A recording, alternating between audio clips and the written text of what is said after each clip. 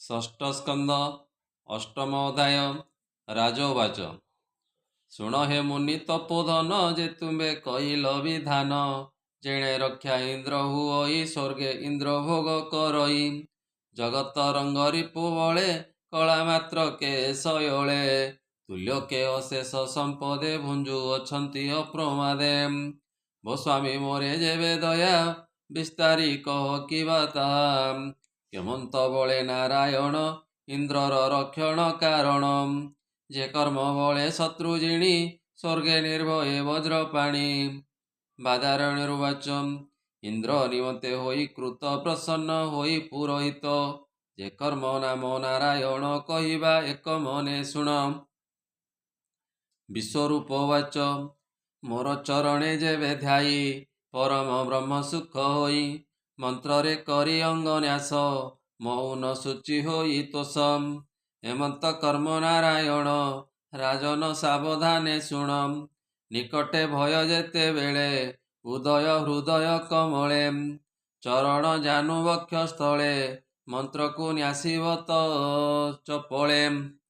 ଓଙ୍କାର ଆଦି ନାରାୟଣ ଉଚ୍ଚାର କରିବ ତତ୍କ୍ଷଣ, କରିବ କର ଅଙ୍ଗ ନ୍ୟାସ ସେ ବିଦ୍ୟା ଅଚଇ ଦ୍ୱାଦଶ। ପ୍ରଣବ ଆଦି କରି ଯେତେ କରିବ ବିଶୁଦ୍ଧି ନିମନ୍ତେ, ତର୍ଜନା ଆଦି ଅଙ୍ଗୁଳିରେ ନ୍ୟାସିବ ମନ୍ତ୍ରକୁ କ୍ରମରେ। ହୃଦରେ ଦେଇଣ ଓଙ୍କାର ମସ୍ତକେ ନ୍ୟାସିବ ବକାର, ସକାର ଭୁରୁ ଯୁଗେ ଦେଇ ଣକାର ଶିଖାରେ ବସାଇ। ବକାର ନୟନ ମଧ୍ୟରେ ନକାର ମକାର ସନ୍ଧିରେ, ଓଙ୍କାର କରିବ ସ୍ମରଣ ମନ୍ତ୍ର ସ୍ୱରୂପ ହୋଇ ଜନ୍ମ। ବିଷ୍ଣୁର ନାମ ଉଚ୍ଚାରିବ ଓଙ୍କାର ତାର ଆଦ୍ୟ ଦେବ, ପରମ ଆତ୍ମା ଯେଉଁମାନେ ଧ୍ୟାନ କରିବେ ଏ ବିଧାନେ। ଷଟ ଶକତି ଆଦି ଯୁକ୍ତ ଅନାଦି ଦିବ୍ୟ ଶୁଦ୍ଧ ଚିତ, ଯେ ହରି ଗରୁଡ଼ ପୃଷ୍ଠରେ ପାଦ ପଦ୍ମ ଦେଇଛି ଶିରେ। ତା ଅଷ୍ଟବାହୁରେଣ କରି ଚକ୍ର ଅସି ଗଦାଦି ଧରି, ବିଷୟ ପାପକୁ ଯେ ହରେ ରଖନ୍ତୁ ସେ ସର୍ବକାଳରେ। ସେ ଜଳେ ମତ୍ସ୍ୟ ରୂପ ହୋଇ ସେ ପ୍ରଭୁ ରକ୍ଷା କରୁ ଦେହି, ଜଳଜନ୍ତୁଙ୍କ ସକାଶରୁ ରଖିବେ ବରୁଣ ଆଗରୁ।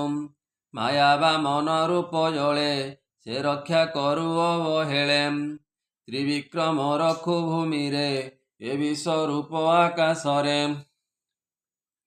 ଦୁର୍ଗମ ଗ୍ରାମ ଆଦି କରି ସେ ସ୍ଥଳରୁ ମୋତେ ଉଦ୍ଧରି, ଅସୁର ଯୂଥର ବୈରୀ ନୃସିଂହ ମୋତେ ସେ ଉଦ୍ଧରି। ଯାହାର ଉଚ୍ଚହାସ ଶୁଣି କମ୍ପନ୍ତି ଦିଗଜେ ଧରଣୀ, ସେ ପ୍ରଭୁ ଯୁଦ୍ଧ ଆଦି ସ୍ଥଳେ ମୋତେ ରଖନ୍ତୁ ଅବହେଳେ। ପଥେ ରଖନ୍ତୁ ଯଜ୍ଞ କଳ୍ପ ଅଖିଳ ଧାରି ବିଶ୍ୱରୂପ, ଶ୍ରୀରାମ ଲକ୍ଷ୍ମଣ ସହିତେ ପ୍ରବାସେ ରଖନ୍ତୁ ସେ ମୋତେ। ନାନାଦି ଅନ୍ୟାୟରୁ ଜାଣ ମୋତେ ରଖନ୍ତୁ ନାରାୟଣ, ଆଉ ଯେ ନର ରୂପୀ ହରି ରଖନ୍ତୁ ଗର୍ଭରୁ ଧରି। ଯୋଗ ଭ୍ରଷ୍ଟରୁ ଦତ୍ତାତ୍ରେୟ ରଖନ୍ତୁ ହୋଇ ସେ ସଦୟ, କପିଳ ରୂପୀ ଦେବ ହରି ରଖନ୍ତୁ କର୍ମବନ୍ଧ ହରି। କାମତାପୁ କରି ଉଦ୍ଧାର ରଖନ୍ତୁ ସନତ କୁମାର, ଦେବ ହେଳନାଦି ଦୋଷରୁ ହୟଗ୍ରୀବ ମୂର୍ତ୍ତି ଉଦ୍ଧରୁ।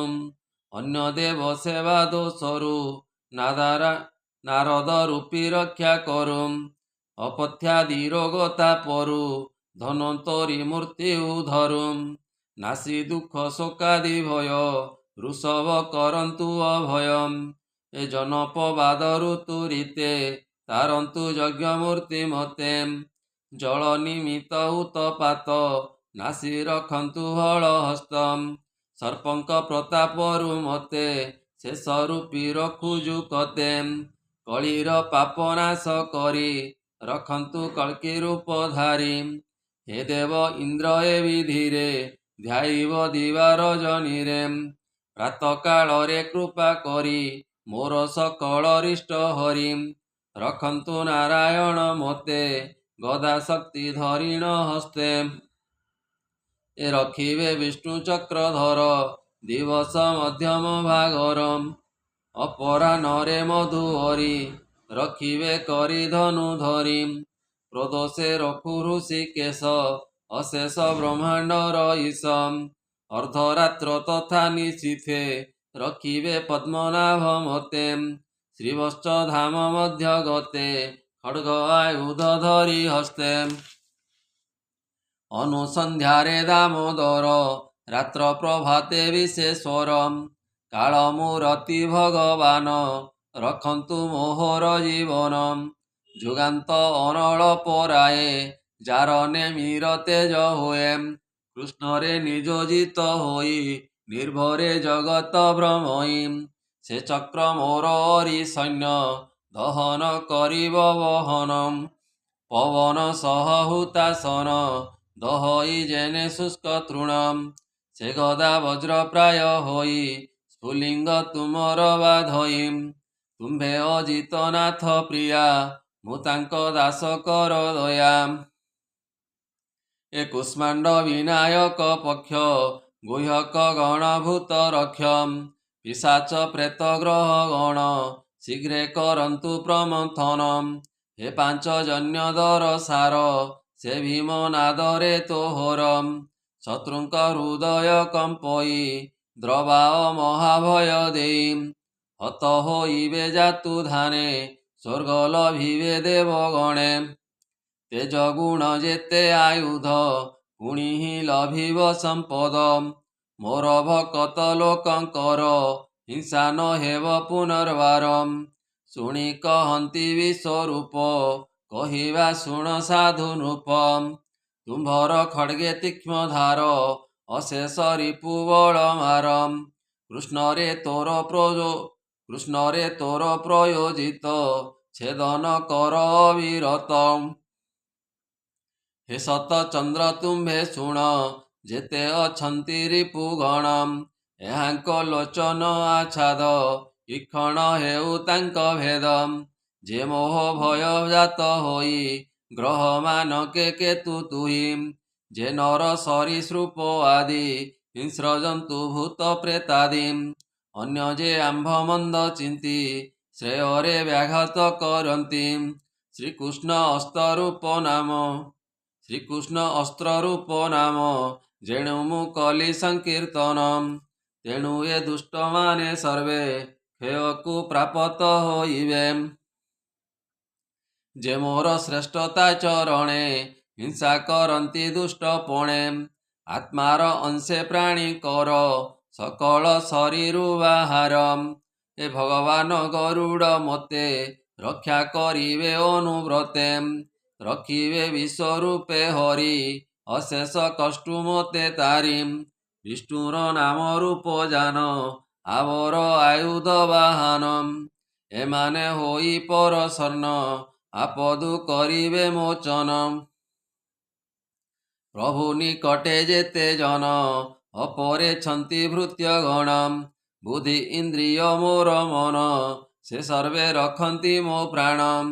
ହେମନ୍ତେ ପ୍ରଭୁ ଭଗବାନ ଅବୟ ସତ୍ୟର କାରଣମ୍।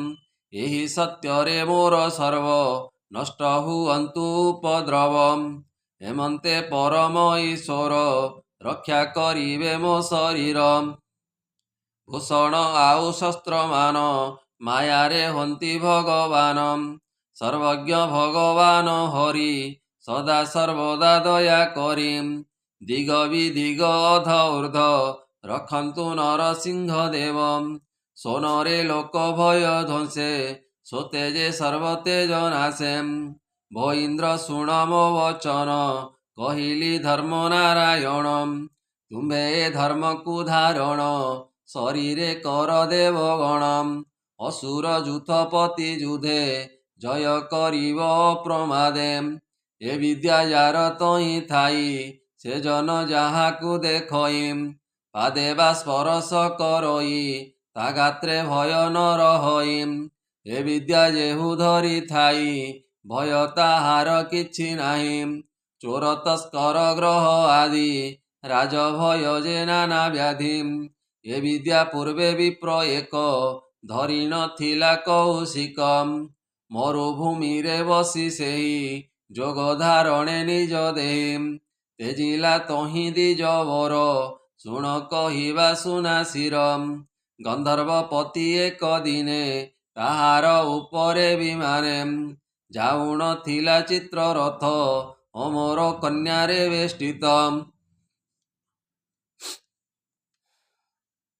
ସେହି ବ୍ରାହ୍ମଣ ତହିଁ ଥିଲା ତାହାଙ୍କ ଊର୍ଦ୍ଧ୍ୱେ ଯହୁଁ ଗଲା ଗଗନ ପଡ଼ିଲା ତକ୍ଷଣେ ବିମାନ ଗଲା ତାର କେଣେ ପଡ଼ିଲା ଅଧମୁଖ ହୋଇ ସଭଏ ଚକିତେ ଅନାଇ ବାଳଖିଲ୍ୟାର ବାକ୍ୟ ଶୁଣି ତକ୍ଷଣେ ବିପ୍ର ଅସ୍ଥି ଆଣି ନଦୀରେ ନେଇ ପକାଇଲା ମନରେ ବିସ୍ମୟ ହୋଇଲା ସରସ୍ୱତୀରେ କରି ସ୍ନାନ ଶୀଘ୍ରେ ସେ କଲା ଭୋଜନ ପୁଣି ବିମାନ ଆରୋହିଲା ସୁଖେ ସେ ନିଜ ପୁରେ ଗଲା। ଶ୍ରୀଶୁକ ବାଚମ୍ ଯେହା ଶ୍ରବଣରେ ଶୁଣି ଆଦର କରି ଧରେ ପ୍ରାଣୀ ସେ ସର୍ବେ ପାପୁ ହୁଏ ପାର ସର୍ବେ କରନ୍ତି ନମସ୍କାର। ଏ ଇନ୍ଦ୍ର ବିଶ୍ୱରୂପରେ ତହିଁ ଏ ମହାବିଦ୍ୟା ଶିକ୍ଷା ପାଇ ସଂଗ୍ରାମେ ଦୈତ୍ୟକୁ ଜିଣିଲେ ତ୍ରୈଲୋକ୍ୟ ଲକ୍ଷ୍ମୀ ଭୋଗ କଲେ ଦ୍ୱିଜ ଜଗନ୍ନାଥ ବୋଲଇ ନାମ ଶ୍ରବଣେ ସିଦ୍ଧ ହୋଇ। ଇତି ଶ୍ରୀମଦ୍ଭାଗବତେ ମହାପୁରାଣେ ପାରମହଂସ୍ୟାଂ ସହିତାଂ वार्षिक्यां षष्ठ स्कंदे नारायण धर्मोपदेश कथने नाम अष्टम अध्याय। बोलानंदे कवार हरि हरि बोल।